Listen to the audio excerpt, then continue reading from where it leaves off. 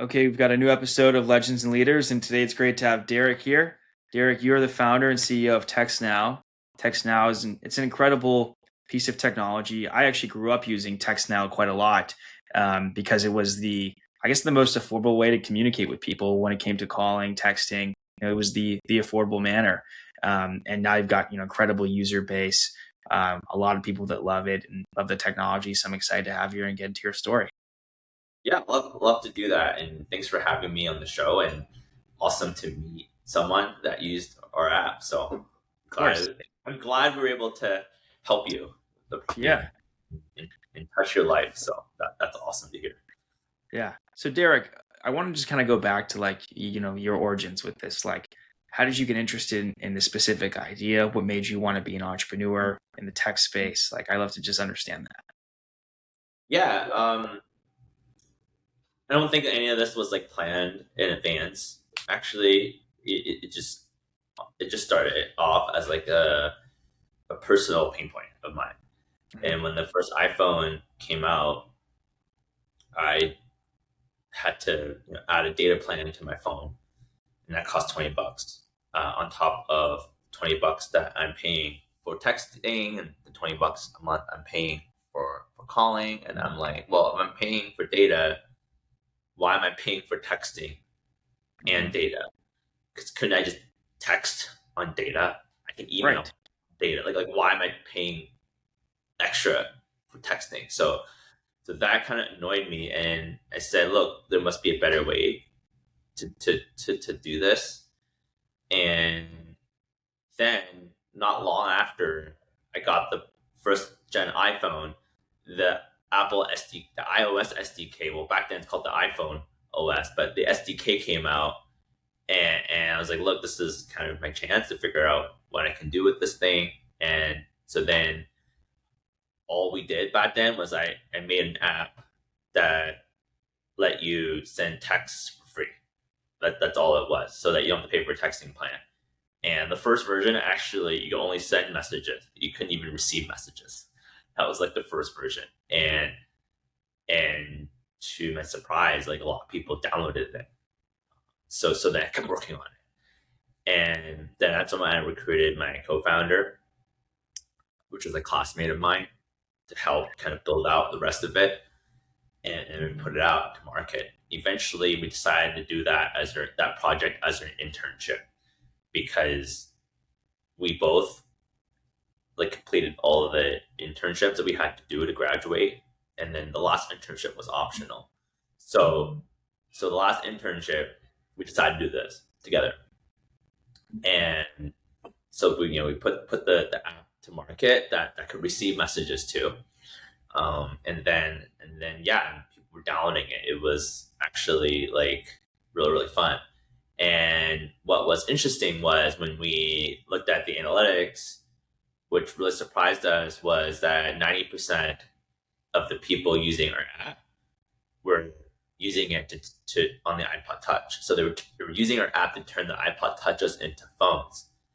And why that was interesting is because our initial like use case was like, hey, just get this app and cancel your texting plan. But Yeah. the actual use case was like people don't have phone plans to begin with, turning their iPod Touches into phones. That's how I used it, Derek. Oh, really? That's Yeah. awesome. I That didn't is have a awesome. phone plan. I had the iPod Touch, and there was no other real way to call or text. Yeah. I just text people. So that's awesome. So I think that and I think December was kind of like our big break because that was like December 25th, 2009 was our big break because all these people were opening their iPod Touches for their as a Christmas present and like slammed their servers, and that's how we knew we were onto something, and that's kind of how we got our aha moment. It's like it's not about just free texting; it's about how can we democratize phone service so anyone that can't afford phone service can get phone service without paying for it. That became our obsession, and so then one thing led to the next. We're like, hey, how can we make like how can we offer people real phone numbers? How can we offer people calling? How can we offer people data?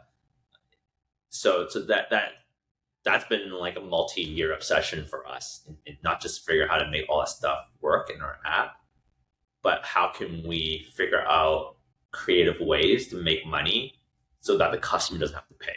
Because that's our obsession, figuring out how we can pay for all this stuff and then not have to charge the customer a lot or anything at all for it. So they get free service. So that's kind of how we came about to this obsession. And yeah, it wasn't like a pre-planned thing. It just started off as like a simple problem I had, and then realizing a lot of people had that problem, and then just became obsessed with it. So how did you make it free initially? I mean, you had the server costs. What was like the starting point of this model? Yeah, so actually the starting point was actually not even free. It was like you had to pay like $5 to get the app. When we are like, wait, that's incredible value, because instead of $20 a month, it's $5 one time fee. But then what we realized was like, look, a lot of people don't even know if this thing works, right? Because you trust that's $5 to like claim to do what it claims it does, and you want to risk that $5. A lot of people didn't, but the ones that did, we're grateful that they like took the chance because it did work, right? So what we realized was like a lot of people just needed to like try it before they buy it. So actually, our first free version was actually a trial version, which like they could download it and they could send 30 texts for free, and if they liked it, they could pay for it. And so and that was kind of like the days before you actually put ads in the app. So then that was kind of our way to say, hey, try it, and if it doesn't work, no risk. But if it does work, then you need to send more text messages. There's a way to pay for more, and that was kind of our first business model. And then eventually we started putting ads in the free version. And the free version at the time when we first launched, it didn't have ads, but then eventually there's this new thing that came along called AdMob that you can like put ads in apps, which was a new thing at the time.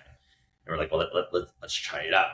And at the time, like the first whatever like couple months, we didn't make much money from it. But then eventually, as time went on, we started making more and more money from the ads. And without realizing, we crossed this threshold where we were making more money per customer from the free version than we were from the paid version. Wow. And like the light bulb moment where, our business model should just be free. Instead of like super cheap, it should super low cost, it should just be free. And, and that's kind of where we flip the switch. So I mean, you've got now, I think, like 300 million something downloads at this point.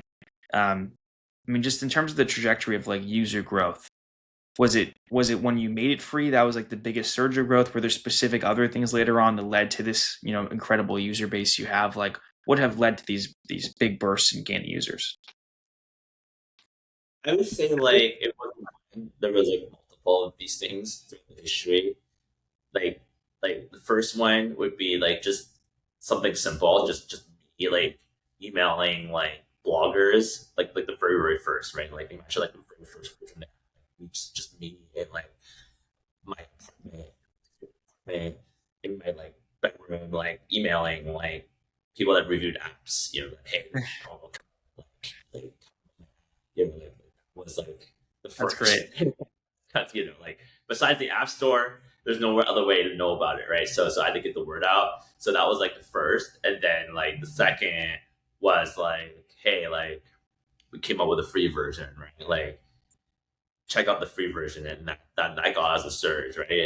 And then there's like multiple things we did to play with the price points and stuff like that. Then when we like made it free, there was another surge, right? And then throughout the history of the company, every time we introduce something that gives more bang for the customer's buck. In this case, we give more for free because it's free. It's an entry level price point. Anytime we give more away for free, more customers are interested in coming to our product, and that's actually how we explain our business to people. Is like we have this flywheel, and the way this flywheel works is we figure out how to make more money without charging the customer, or some cases we do charge the customer for add-ons and stuff like that. But anything we charge the customer for, we're figuring out how to make it cheaper for them. We're figuring out how to like charge them less in the future. But anything we do to get to optimize the way we make money from ads or anything like that, reinvest that in the product, reinvest that into making the product experience better, reinvest that into giving customers new features. So, for example, the earlier versions of our app, you didn't get to call for free, and then as we keep improving the business, we're like, hey, now we are at a point where we can offer call-in for free.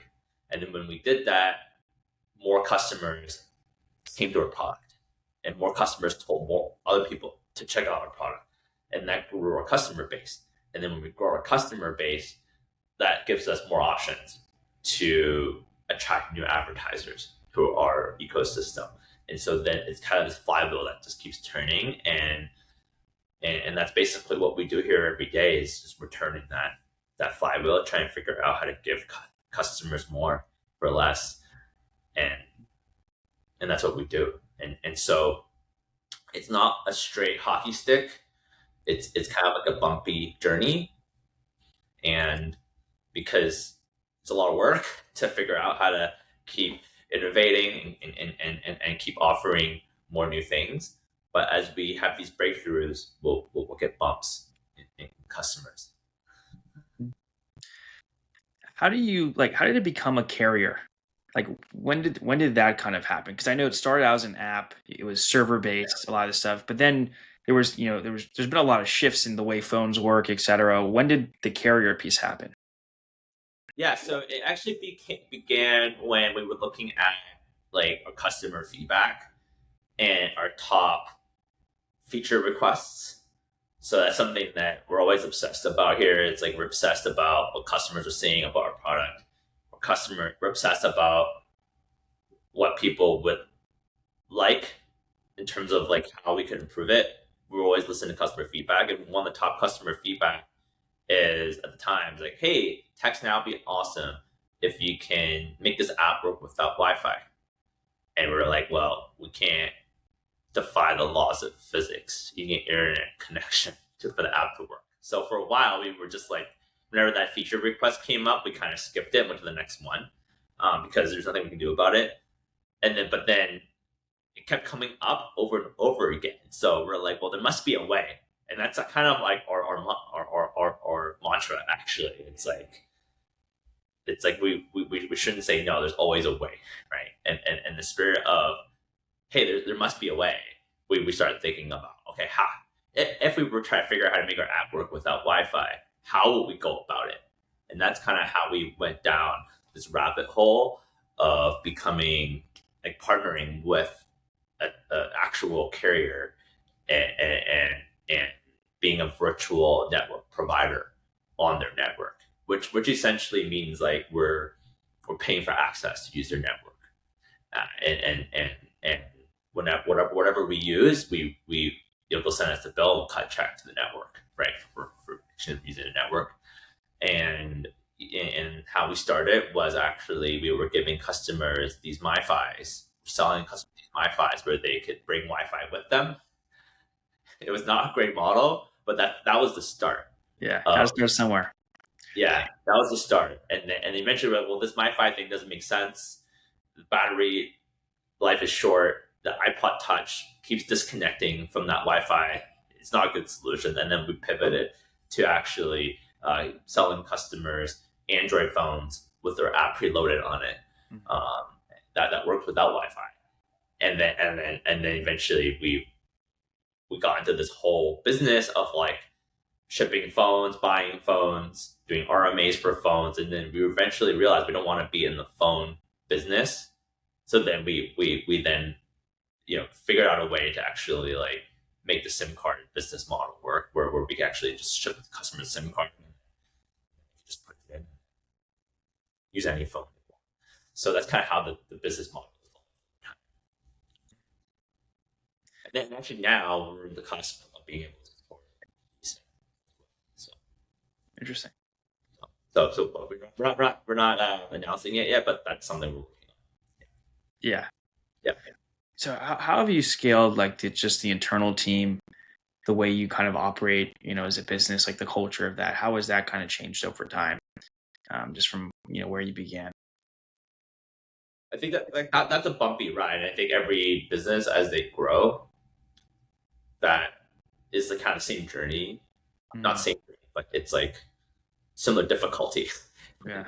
in the journey that they go through, because when the business is small, a lot of things that work won't work anymore when you have 20 people, right? And then after you figure out things for 20 people, when you get 100 people, a lot of things won't work anymore. So it's like you got to go through these growing pains as a company. Every step, there is like you kind of take a couple steps back to go like 10 steps forward. Um, and I think for me, it was about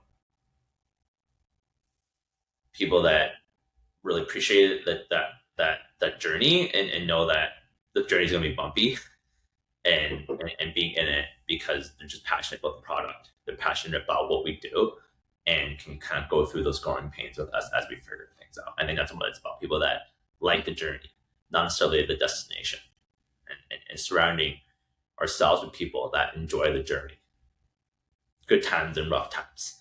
I think that's what it's about. Because think about it, it's like a road trip, right? Like, Yeah. um, and think of it as like a really long road trip. And so you gotta surround yourself with people that want to be there as part of the road trip. It's a long road trip. Yeah, exactly. Never ending. Yeah. Yeah. So just you have no VC funding, right? This whole time, never really took any VC money. Yeah, and you know what? That's not like a deliberate thing, Yeah. actually. And it was like blessing in disguise, really. When we first started the business, I was in my college town, which is like an hour from Toronto, Canada. It was not a place that's well known for venture capitalists living there. And so we really didn't have a lot of access to capital. Every time we pitched our business to people that had capital, they didn't get it. They would just classify this as like a really high risk investment, or kind of like a dinky school project. Also, I was like really young. I look really young, so it's not the kind of profile that they're looking for when it comes to putting their money out to work over there. So we tried actually really hard to raise capital in the early days, and No one would wasn't give it. successful. And eventually, I just realized that like kind of like how to explain this, like in terms of the amount of effort that I spend to fundraise versus the amount of effort put to the just proving the business model, I get way more mileage just doing that. And also, it fits more to my strengths as a person. I just, to me, it became something just more pragmatic to just focus on that. And so what we've done is, before we figure anything out in terms of like the product, we figure out also the business model at the same time. And I know a lot of companies, they say, look, let's get the scale first. We figure out the business model later. Like, that's not how we do things. We figure out the business model as we figure out the product, so that when we get a lot of customers on it, we actually make money. It doesn't cost money. And so that's kind of like, at the beginning, that was kind of a necessity. And now it's just ingrained into our culture, and that's just how we do things. And as a result, even as the business grew, we didn't become that company that was capital hungry to keep going. We actually generated cash flow every step of the way. So, Awesome. yeah. Where do you think that this industry you're in is going? I mean, just yesterday we had a massive outage that happened, with Verizon that affected a lot of people. There's new technologies being deployed all the time. AI is now a big topic. I mean, people have talked a lot about the potentials of 6G, what it looks like. What are some of the trends that you think are going to be very significant for TextNow and just where the industry is going? Yeah, I think in general, if you look at kind of like overall, like cord cutting is like a trend. We've seen it with like music, for example, right? Like in the old days, we would like go to like the record store and we would buy like the latest album drop at like the CD store and then bring it home. And then now, or we listen to FM radio, and now no one really does that, right? They like stream on their favorite streaming platform. Instead of TV, we used to like go to Blockbuster and then like get our like VHS or DVD from Blockbuster. Heck, there was even like a moment where you had to get your Netflix in the mail, and Good time. and it's weird because all these industries got disrupted, and you think about now getting phone service, getting your Verizon plan, your AT&T plan today is not that different from getting an AT&T Verizon plan like 20 years ago. Yeah, like 10 or 20 years ago, where you actually had to go to a store, talk to a rep, you gotta sign a contract, you gotta wait in line, like all this stuff, right? Like, why hasn't that happened? Why hasn't that transition happened yet? And kind of my view is it's inevitable and it's going to happen, and we're in the cusp of that right now. And we're actually in the forefront of that. We're in the forefront of that. Easier signups. Well, just in general, like cord cutting in terms of like not having to go to something physical or wait for anything to mail. And also the key thing is access in terms of like having to pay for the access. So back then you had to pay to rent a DVD. You had to pay to like watch your movie at your AMC cinema. But now everything's democratized. You could actually stream a lot of things for free. You could watch YouTube for free. You don't actually need to pay for content.